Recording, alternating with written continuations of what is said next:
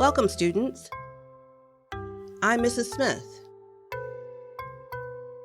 and you're watching TAP, the Art Project.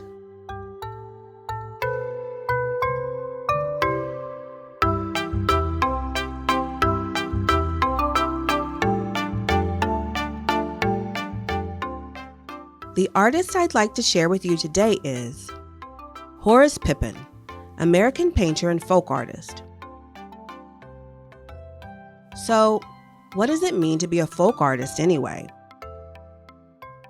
A folk artist is a self-taught artist whose works are inspired by family traditions and everyday life in their community. Let's get started. Horace Pippin was born on February 22, 1888 in West Chester, Pennsylvania. He was raised by a single mother. He was a toddler when his family moved to Goshen, New York, where he lived for most of his childhood. Horace loved drawing from an early age, often getting in trouble for drawing his answers instead of spelling them on school assignments. At home, Horace used coals from the oven, old paper, and anything else he could find to draw. He won his very first set of art supplies by entering a drawing contest he found in the newspaper. The prize included a box of crayons, a set of watercolors, and 2 paintbrushes. At the age of 14, Pippin's family moved again. In New Jersey, Pippin would have to work instead of attending school to help his sick mother. It was 1917 when Pippin enlisted in the 15th Regiment of the New York National Guard. He was quickly sent to France, where he served in K Company, the 3rd Battalion of the 369th Regiment. His troop, known as the Harlem Hellfighters, would make history for their bravery during World War I.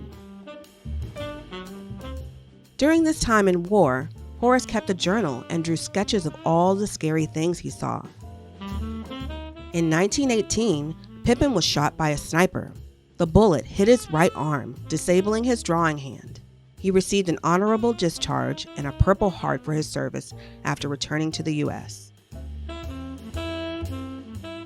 It didn't take very long for Horace to meet and marry Jenny, a single mother like his own.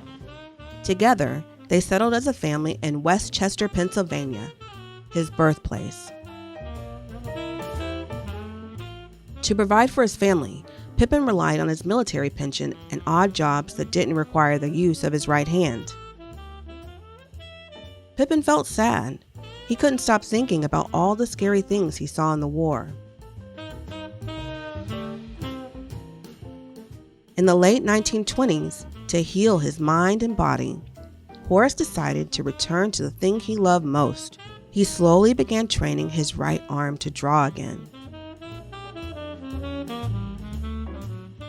Using scraps of wood, cloth, and leftover paint, Pippin painted whatever his heart told him to. His first painting took 3 years to complete. Pippin used layers and layers of paint.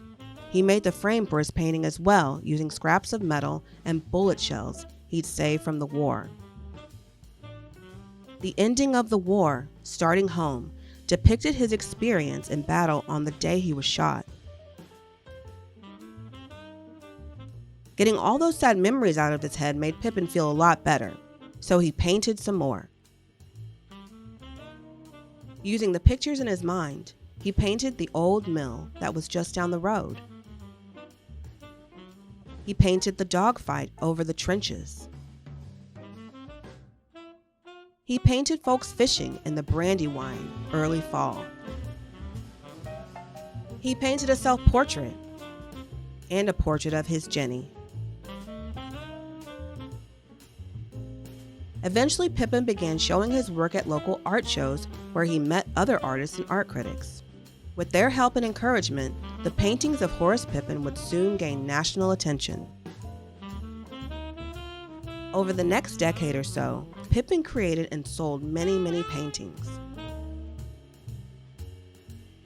When asked about his process, Horace explained, "I go over that picture in my mind several times, and when I'm ready to paint it, I have all the details I need. People love the feeling they got when looking at Pippin's paintings. This painting, called Christmas Morning Breakfast, feels cozy and festive, right? Pippin was invited to do many solo exhibitions. In 1938, he joined the Museum of Modern Art's traveling exhibit called Masters of Popular Painting, Modern Primitives of Europe and America. In 1942, Pippin painted this piece.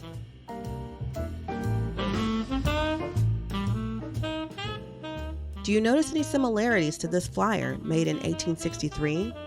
Pippin was also inspired by history. When folks asked Pippin how he was able to paint scenes using only his memory, he replied, "The pictures come to me in my mind, and if to me it is a worthwhile picture, I paint it. I do over the picture several times in my mind, and when I'm ready to paint, I have all the details I need." Today, Horace Pippin is described as a real and rare genius, combining folk quality with artistic maturity so uniquely as almost to defy classification. In honor of Horace Pippin's work, a red bench was placed in Everhart Park, Westchester, Pennsylvania. A historical marker can also be found at the home he shared with Jenny.